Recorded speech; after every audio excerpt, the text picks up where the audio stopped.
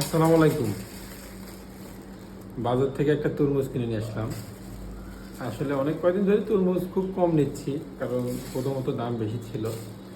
কিন্তু একটা বিষয় কি, ফেসবুকে, ইউটিউবে, টিকটকে আসলে ঢোকা যাচ্ছে না এই তরমুজ নিয়ে ভিডিও। আসলে তরমুজ ব্যবসায়ীরা তারা ব্যবসার জন্য, পেটের দায়ের জন্য রাস্তাঘাটে ব্যবসা করতেছে। তারা নিজের অঙ্গভঙ্গি দেখাচ্ছে নানানভাবে।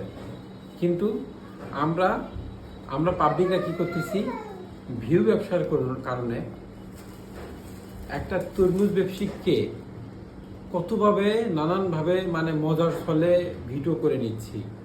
আসলে কি আমরা মানুষের কাতারে পড়ি? এই দেশটা কোন পর্যায়ে আসছে একবার কেউ চিন্তা করছেন?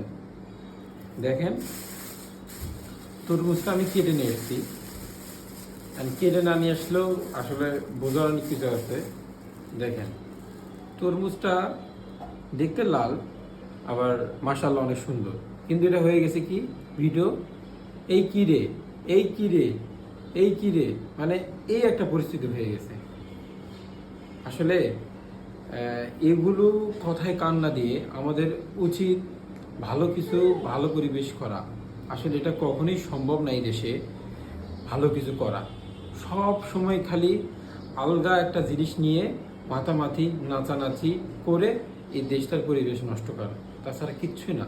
ফেসবুকে, ইউটিউবে, টিকটকে ঢুকে দেখলে শুধু এই তরমুজ নিয়েই মানুষ মাতামাতি।